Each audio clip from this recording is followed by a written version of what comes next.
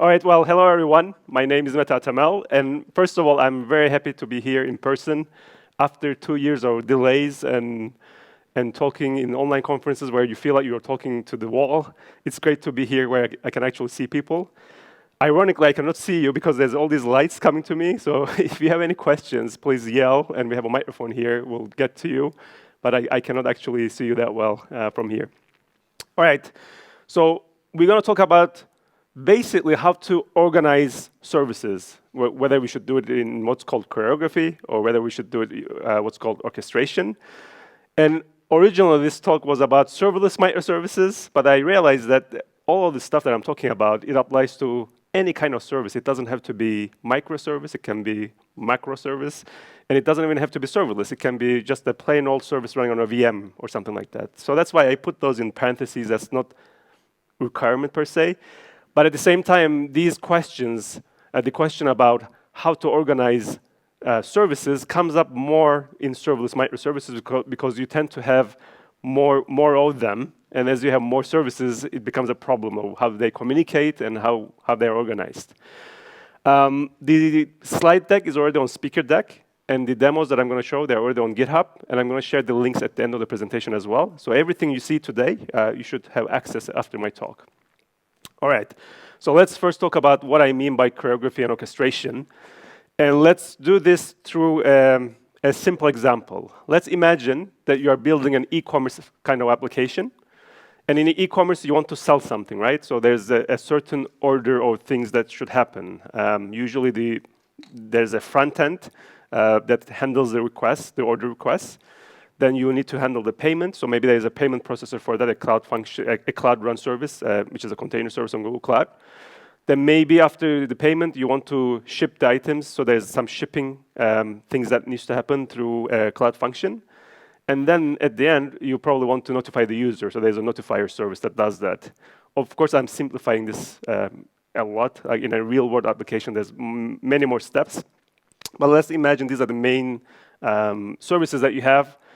And one easy way of grouping them together is kind of chain them together so that each service calls the next service in the chain, right? So that's all you need to do. Basically, service front end calls the payment processor calls the shipper, so on and so forth.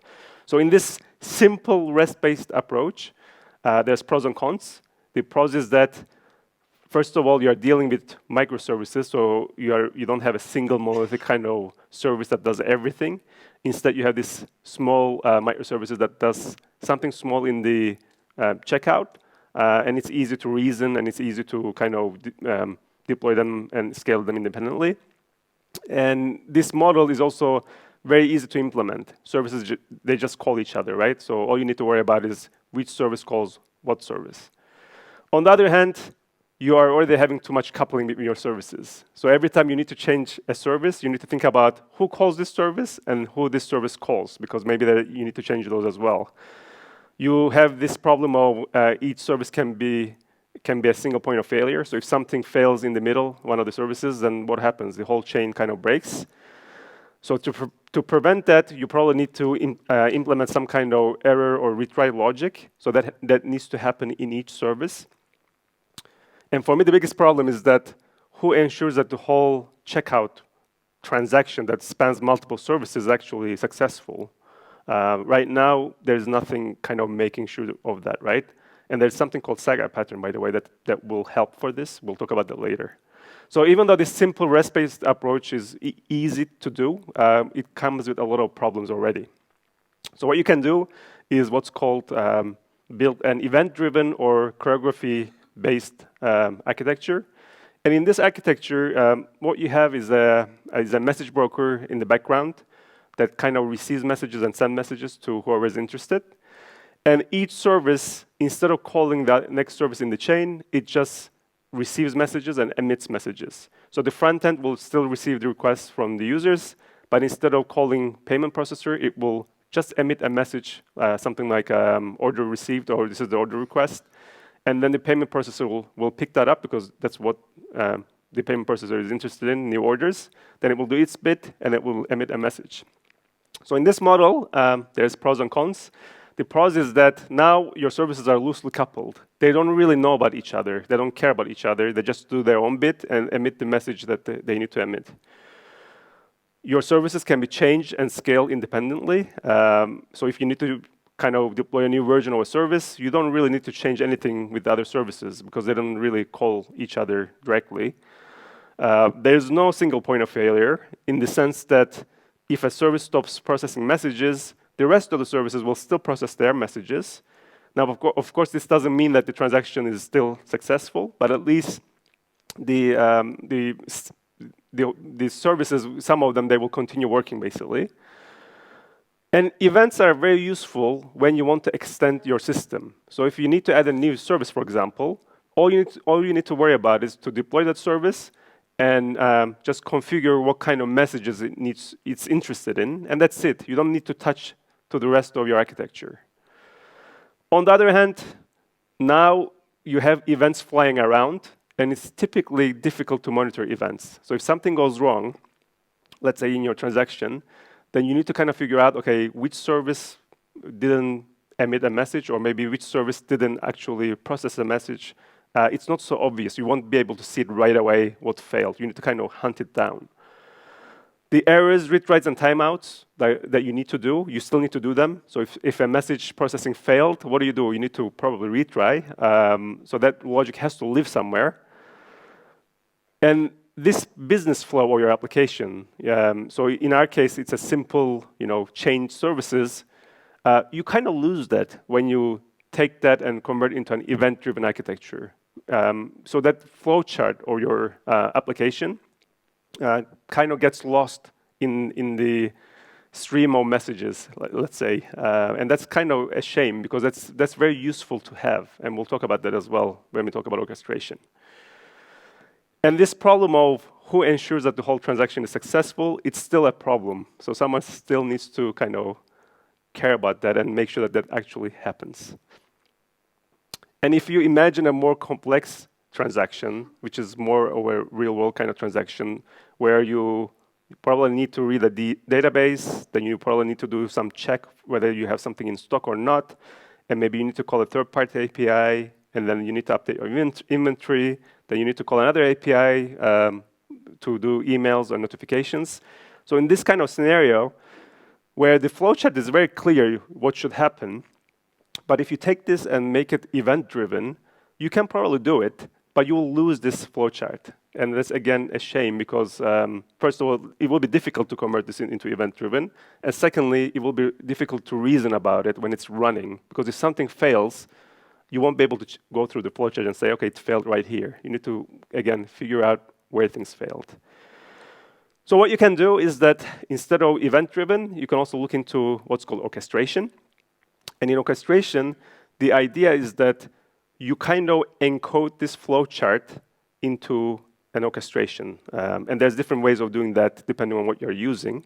But basically, you take your flowchart, you convert it into an orchestration definition, and then when you receive an order, then the order starts the orchestration.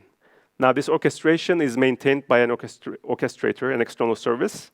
And this orchestrator will look at what you defined, what should happen, and it will call the services in the order that you defined. So it will call the payment processor, get the result back, then maybe it will do a little bit of parsing on the result, then it will call the shipper, so on and so forth. Now, in this model, of course, there's pros and cons, like in everything else. The pros is that now you have a place where you can capture the business flow, right? So that flowchart I show you, you can take that and you can convert it into an orchestration. You can version it, you can change it, you can redeploy it. So there's a lot of benefits of being able to capture that business flow. Secondly, in orchestration, you have this notion of steps. So things happen in steps. So if something fails, you will know which step failed. So immediately you can say, okay, in this step, I'm doing this call to this service. So you can immediately go to that service and figure out what's happening, instead of trying to figure out which event wasn't consumed or which event wasn't sent from what service.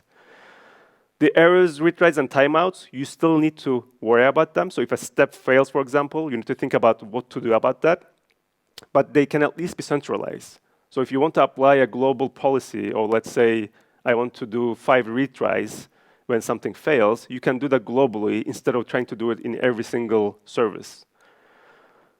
And your services are still independent, right? So they're still independently deployed services. They're still probably microservices, but you are kind of putting them together into what I call a temporary monolith, basically. So they're independent services that you kind of bring together temporarily for what you need to do. So you have the benefit of both worlds, like independent services, but at the same time, the coupling that you might need for your checkout process.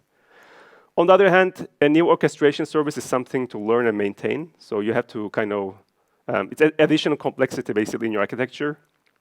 Orchestrator could be a single point of failure. So if you're using something flaky, and if the orchestrator doesn't work, then the whole chain still doesn't work. So you need to make sure that it's something resilient and redundant and robust. And you are losing a little bit of flexibility because in eventing, it's very easy to kind of extend your system, whereas in orchestration, to deploy a new service, you need to deploy the service, then you need to change your orchestration to use that service, and you need to probably also deploy your orchestration. So all of that takes a little bit of time, and it's less flexible in that sense. And you still need to worry about this problem of what happens if something fails. Now, the failures are easier to detect for sure in orchestration, but then you need to decide what you want to do if a step fails. Do you just give up and say this whole transaction is not happening? Do you want to retry? Or do you want to take a compensation step? So maybe something happened and you want to unroll that because something failed. Again, this saga pattern comes into play here, and we'll talk about that later. So yeah, right now you're probably asking, okay, which one is better, choreography, orchestration? And it depends. Like, this is a typical answer to every IT question, I think I would say. It really depends on what you're trying to do. But generally, if your services are not closely related, so they don't really need to be deployed in a certain order, or they don't really call each other in a certain order, or if they exist in different bounded contexts, let's say you have a notification service that can be part of a checkout process, but it can also be part of some other process. So if you have those kind of services, then they're kind of loosely coupled, and you want to keep them that way, right? So that's when I start thinking event-driven, because they just don't need to kind of go together all the time. At the same time, if you have services that are always deployed together, that are always called in a certain order, then that's when I'm starting to think about orchestration, because why do I need the flexibility and the complexity of event-driven architecture when I don't need that flexibility anyway? I need things in a certain order. Similarly, if you have a flowchart, like a business flow, and you want to really kind of maintain that and version it and tell people how your system should work, then that's when orchestration really shines, because you can actually take that business flow and encode it into an orchestration. I'll show you that as well. So there's no right answer, but it really depends on how much flexibility you want versus how much structure you want in your services. And it's usually not a either-or choice either. So you don't really need to use one or the other. What usually happens is that you kind of orchestrate what makes sense into an orchestration, but then maybe this orchestration gets triggered by an event, or maybe at the end of the orchestration, you send an event to another orchestration.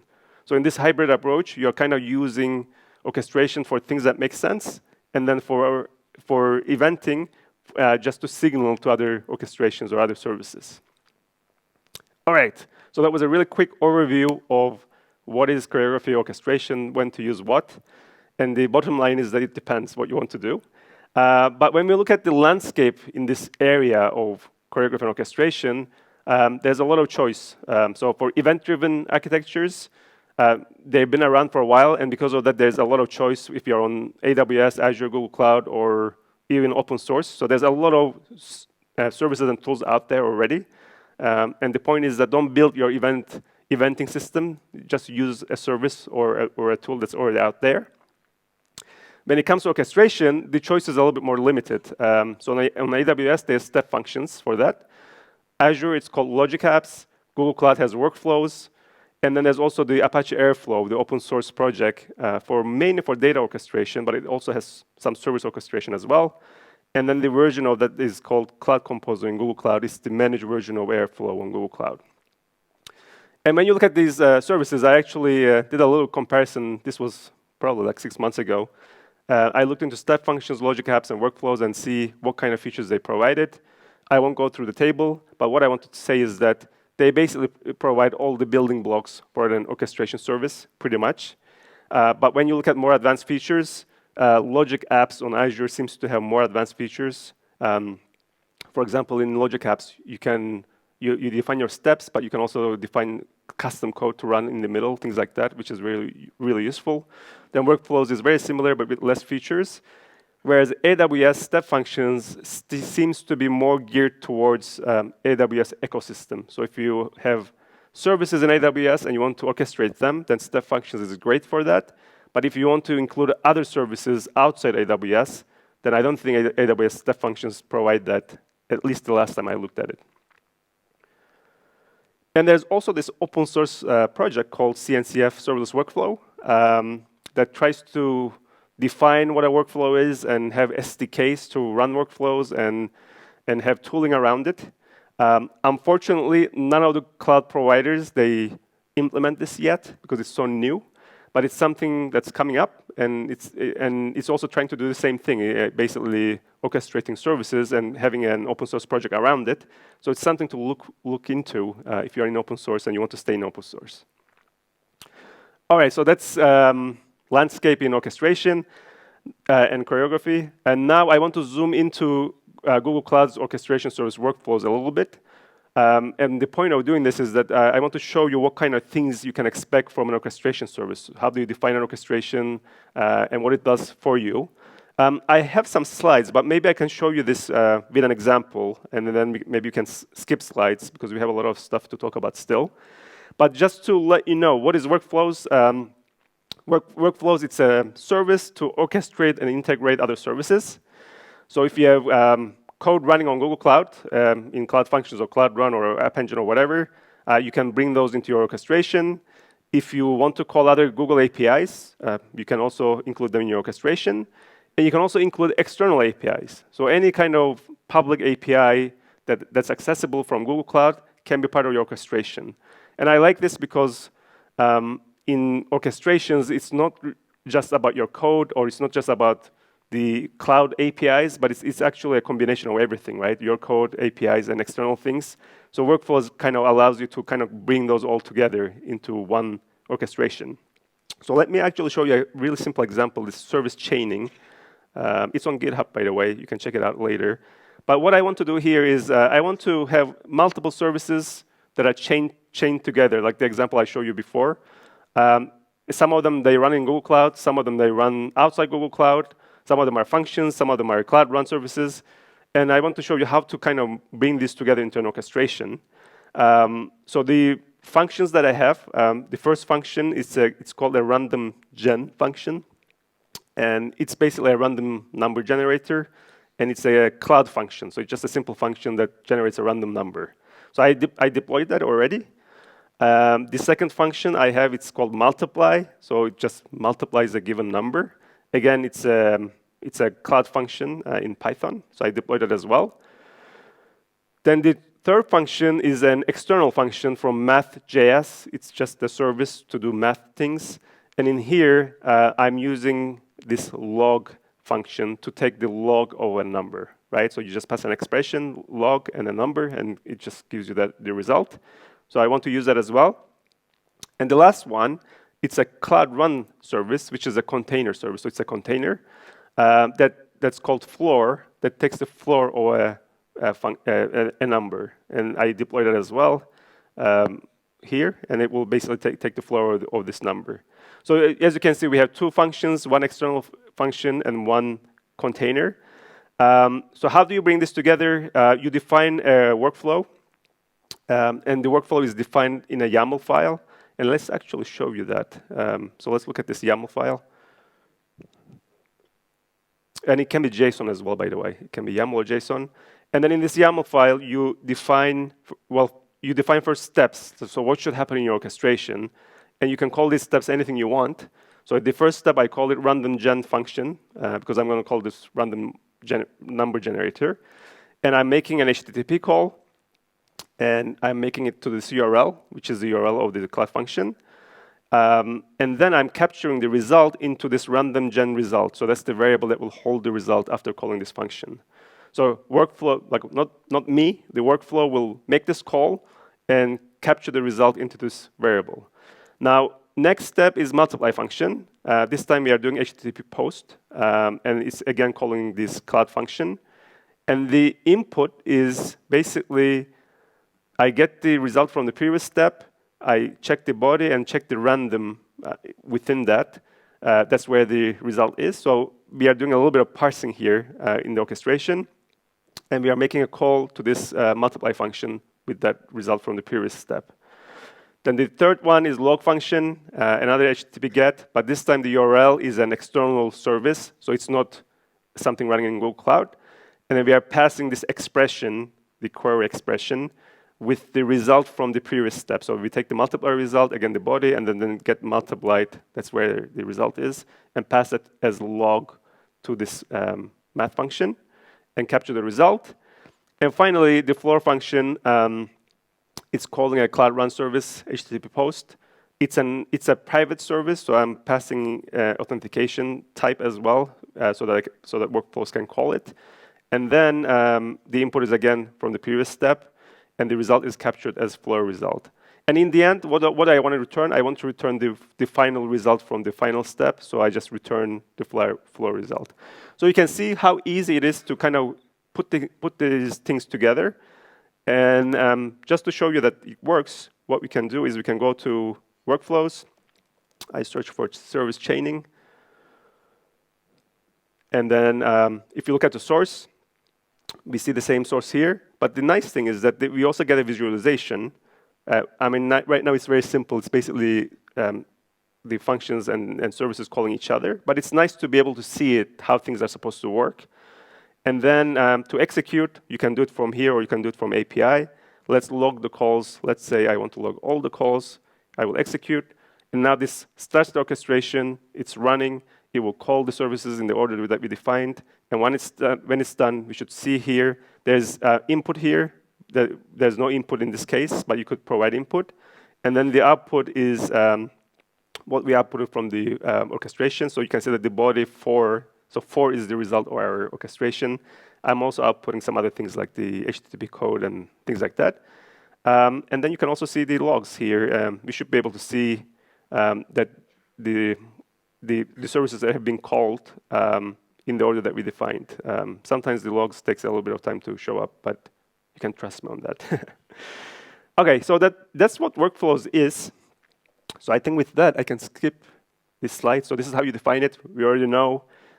These are the steps. The only thing I want to point out is that you can do a wait in your steps. So if you want to wait between steps, you can wait.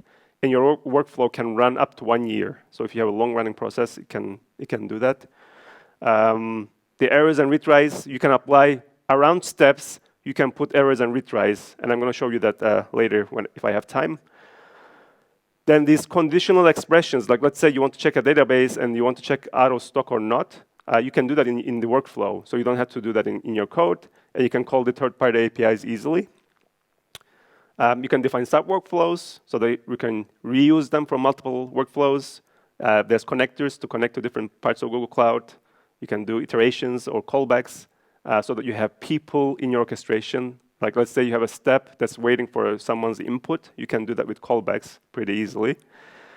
And to deploy and execute your workflow, these are the commands, but you can also do it from the UI, like I show you. And you get this visualization that I really like this because it really brings it home on what should happen in your system. All right, so that was workflows really quick. So these are the kind of things that you can do with it. But now let's look at some more examples on kind of patterns on orchestration and how it helps actually for building things. So one of the patterns that I see in orchestration quite often is using orchestration with choreography, right? Because something has to trigger your orchestration, and that's typically an event from somewhere, right? Or when your orchestration is finished, it usually needs to signal someone else, right? That's also usually an event somewhere. So I see this pattern of combining choreography and orchestration. For example, in this case, I want to process some images. So the user saves some images to an input bucket. And then when that happens, that triggers an event. That event gets picked up by EventArc, which is an eventing service from Google Cloud. And then EventArc passes that to Workflows. Then Workflows gets that event of this new image, and it calls a series of functions. The first function is called filter. This just makes sure that the image is a safe image, so it uses machine learning to filter the image. The second one is called labeler, that takes the image and extracts the labels out of the image using machine learning again. Then the third one is resizer, that resizes the image to 400 to 400. And finally, the watermarker, it's a service that takes the resized image from here and takes the labels from here and combines them together into a new image that has the image and the labels on top of the image, right? And it saves it to the output bucket. Now, as you can see here, I'm using orchestration in this case because I want these services to be called in a certain order, like filter, labeler, resizer, watermarker, right? I don't want them to be flexible or whatever. You know, I want like certain way. And I also want the inputs and outputs from each function to be fed to the next one, right? So the resizer, for example, gets the image from the filter, like it gets the image from the filter. The watermarker gets the image from resizer, so on and so forth. Because of that, that's perfect for orchestration. But at the same time, I want this event-driven because I want this to happen whenever someone saves an image. So that's the event-driven part to it. And just to show you how this is set up, so again, this is all on GitHub, so feel free to check it out later if you like. But I just want to show you the steps to set this up. One first thing that you need to do is I create this input and output buckets for my images, so that's easy. Then I deployed my services, so the watermarker, resizer, labeler, and filter. So I won't bore you with the details of these functions, but you can check them out if you like. And then I need to define my workflow. So that's where the kind of magic happens. And in workflow, the first step is, not the first step, but the first parameter is an event. It will get an event from EventArc. So that's the file storage event. Then I define my steps. So the first step I do is extract the file information, basically, the bucket and the file. Then we call the filter function with the bucket and the file information and keep track of the response. Then we check safety. So the safety is checked by checking the result of filter. So we look at the filter response, look at the body, and look at safe flag there. And if it's true, then we go to the label step. If it's not true, then we go end. So the orchestration ends. So you can see how you do a little bit of check here and there pretty easily without having to do this in your code. Then in the label step, we make a call to the labeler. Then in the resize step, we make a call to the resizer, and that does the resizing. And finally, in the watermarker, we make a call to watermarker with the resize, the response from the resize, so the bucket and the file information, and also the labels from the label response. So we kind of combine it all together, and in the end, we have this watermark response.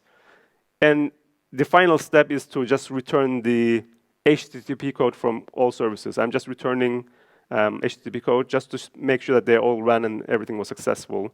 You will probably want to return something else in a real application, but this is what I do here. So that's the orchestration.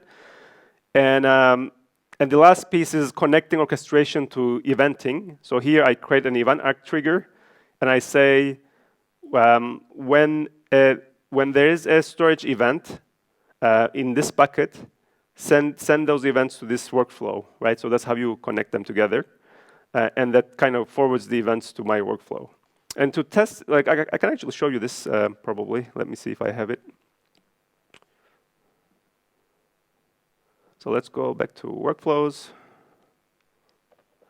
And I think it's called image. Yeah, image processing. So again, if you look at the source, you get this nice call, but then we see that there's a check safety. And if something is not safe, then we immediately end the orchestration here. And to actually run this, let's go and upload a picture. So if I do images input, upload, Pictures. Let's upload this picture, for example. I think I already have it. Well, let's overwrite. So now this triggers an event, and hopefully now if you go back to workflows and image processing, we see an execution right now running, so that triggered the event. And if we look at the execution, we see the input. So this is the input, this is basically the event that it received. And we also see that it's already finished. So we already see the outputs, like 200s from each service. And we can see the logs here as well. But the cool thing is that if you look at the storage again and to the output bucket,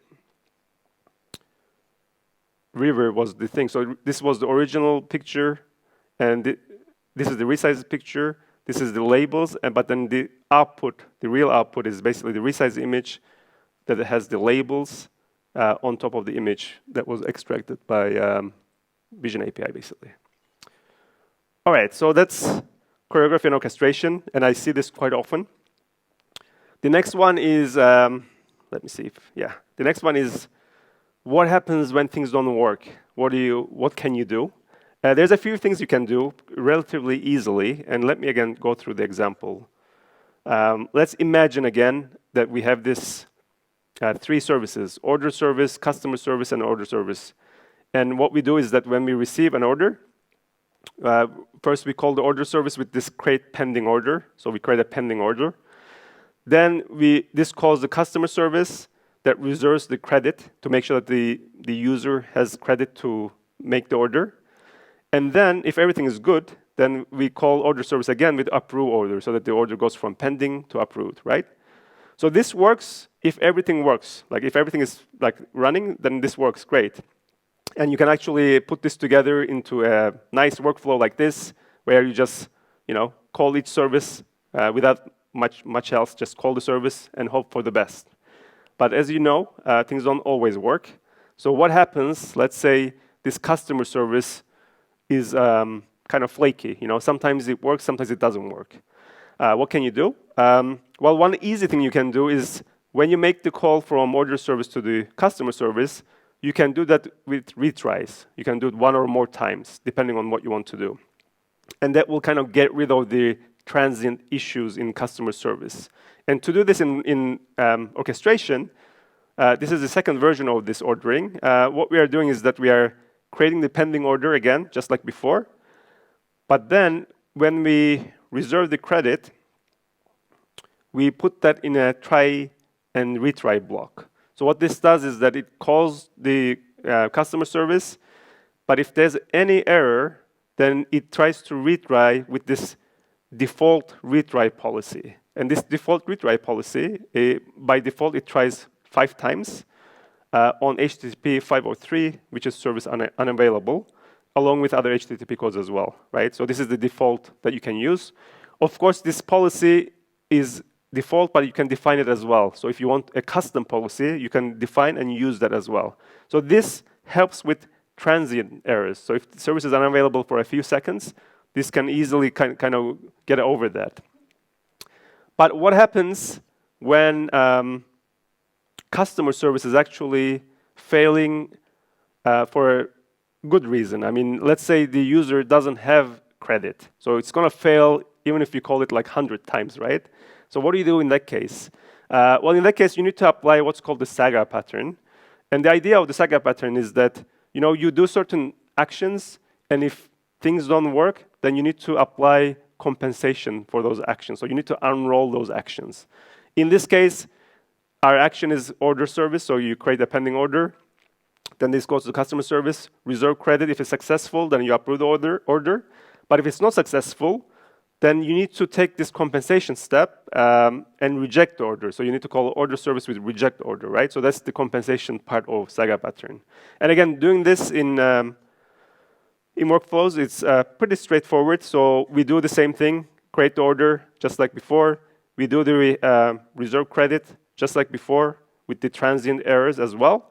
But then we also have this except case. This happens when the error is not actually transient. So we get here for anything that's not in this HTTP code list. So let's say you received HTTP 500, you'll get here. We check if the code is 500. So in our case, 500 means the service is not going to recover from it. So if that's the case, then we call this reject pending order, right? So that's the compensation step. Otherwise, we raise the error because we just received something that we don't know how to deal with. And if you look at the reject pending order, it's basically just calling this order service, but with the rejection. So that's the compensation step that you can take. So you need to think about these things still. So orchestration doesn't really magically solve all these problems, but I think it makes it a little bit easier because you can apply these retries and also saga pattern for event-driven architectures as well. But I think it's a little bit more complicated to do it correctly. Whereas in orchestration, with the tools that you have, it becomes almost like code, like you define what should happen and it just happens. The next thing that I see in orchestration is parallelization. Because when we talk about orchestration, we talk about steps, and people think that, okay, well, these are steps that are running in serial, so what happens if I want to do things in parallel? Well, you can actually, and you should. Like whenever you can parallelize something, you should do it. Here I have an example of analyzing Twitter sentiment using an orchestration. And here, what I do is that to analyze a sentiment or a Twitter handle, just one handle, it's easy. You just go to that handle, read all the tweets, and just analyze the sentiment. But if you want to do it, like say, for 10 Twitter handles, then you can make those in parallel. And to do that, just to show you how this is done quickly, what you do is that in your step, you define what's called a parallel branch. And in this parallel branch, you have a for loop where I for loop over the Twitter handles. And then I do certain things, like I search for the tweets, I process the post, all the kind of stuff. But this is the key part. This for loop happens in parallel branches. So they're all happening in parallel. So you should do this when you can. Otherwise, you will be doing things in sequence, and things might be slow. So keep parallelization in mind. And lastly, so far everything I showed you is serverless, right? We have serverless services that are being orchestrated using serverless orchestration, which is great because we don't need to worry about any servers. But sometimes you need to have a server. Let's say you have a long-running computation that needs to run for weeks or months. You typically cannot do those in a serverless service because serverless services, they usually have a timeout, usually 10 minutes or 1 hour, whatever it is. So in those cases where you need to do a long-running thing, or if you need a big machine to do the calculation, you typically need a VM. But what you can do is that you can combine the VM with orchestration. So the idea here is that you can use workflows, for example, to provision the VM, run the code, and then get the result. And in the end, just get rid of the VM, just delete the VM, right? So you can do that. That way you're using servers, but it's kind of abstracted away. And in the end, you just run your orchestration and get the result back, even though there are servers behind the scenes. All right. I have this case study, but I think I will skip it, and I'll just get to the lessons learned section to it because I only have 5 minutes left. But basically, me and my coworker, we built this picture sharing application, and it's part of a workshop, by the way. It's all open source if you want to check it out. And we initially designed it using an event-driven kind of approach, and this was the initial design, where the user uploads a picture, and this fires multiple events to different services, and we do our thing that I won't get into too much right now. And this kind of worked initially for us, but it was already becoming really complicated because we had multiple message types. We had pops-up messages, we have function messages, we had event arc messages, and we also had trouble when something didn't work. Like we didn't know where things didn't work, so typically we would just kind of figure out, like from the logs, like if something didn't work, and then find the service. And yeah, we had to deal with 3 different event formats. So it was getting complicated, even though it was a simple app. And we took this and we rewrote it using workflows. And actually, this looks more complicated, but everything in these boxes, it's just one service. It's Google Cloud Workflows. And once we did that, we really liked it because it became really clear what should happen. So we still have it going through events. So a user uploads a picture and that triggers an event. But then from then on, it's very simple to see what should happen. And if something fails, we can easily see what failed, things like that. So we have this as a workshop, and I will share the link at the end of the session. But you can see the event-driven way and you can see the orchestration way. But what I wanted to say is that it was very positive for us that we could go from 3 different eventing formats to simple REST-based approach. We got a bunch of code removed because we didn't have to parse events. We didn't have to do different functions. We could do most of the things in the orchestration. We didn't have to do setup with pub/sub scheduler or event arc. We just could use one service workflows. And the error handling became really easy. You know, if something failed, we knew exactly where it failed, which step, and we could just zoom into that service right away.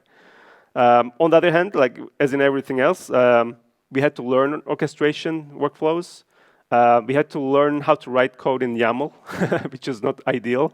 So we had always this like dilemma, like, okay, should we do this in YAML or should we do this in an external function and just call that function? And the answer is that, yeah, if it's small enough, do it in YAML. But if it's getting long, then it's better to do it in a separate function and just call that function. And testing and debugging is not that great with services like orchestration services because you can't unit test it, let's say. Yeah, you have to deploy and see what happens. And we lost the eventing flexibility again. Like every time we need to change something, we need to also change the orchestration. So you need to keep that in mind. But overall, it was a good experience. Yeah. So I think that's all I have for today. If you want to check out workflows, this is the link. This workshop that I talked about with this application is on this link. And we have this repo where I show you all the demos. There's much more there. So if you want to check them out, feel free to check them out. And I think we might have some time for questions, right? Yeah. So if you have any questions, I'm happy to answer them now. You said no tool support, no ID. What do you use? Well, I just use VS Code to write the YAML. But that's it, really. I mean, it helps me with the YAML, but it doesn't really help me to, say, debug it, for example, right? I mean, ideally, just like code, I should be able to write it and then put a breakpoint or something like that, and then let it run and see it through it. You can't do that right now. But we are building in the console, in Google Cloud Console, we are building tools to debug workflows in the future. So it's something coming, but it's not there today. Do you have like a couple of workflows talking to each other or triggering each other? Yeah, so yeah, you can have workflows calling each other because there's a workflows API, and then workflows has a connector that can connect to other workflows. So yeah, you can totally have workflows call other workflows, or workflows sending a message to someone else, or workflows calling another service. It's very flexible.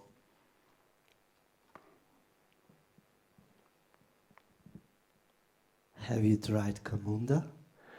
I haven't tried Camunda, but every time I give this talk, someone asks me about Camunda.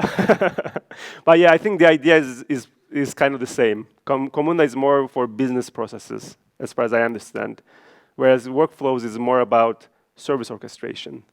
But the concepts are similar, yes. I actually have 2 questions. Why didn't you mention other workflow engines like Camunda or Apache Camel, which is not an engine? Do you think they are not suitable for the cloud? And the second question is, what about upgrading the process model? If you mentioned long-running processes, like a year, that's quite a difficulty usually.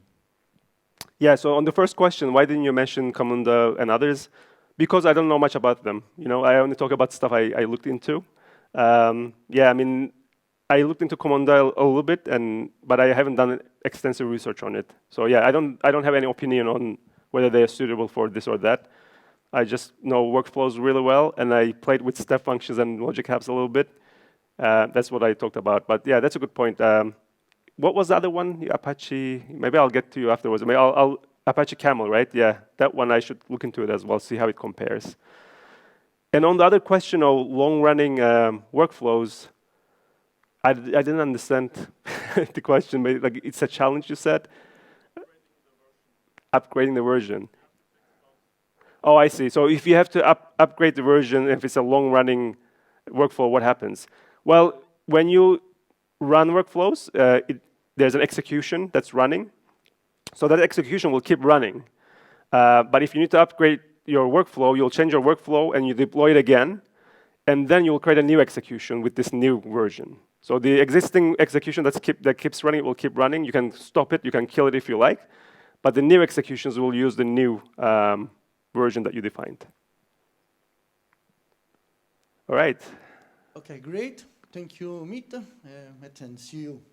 Yeah, thanks very much. Thanks for being here.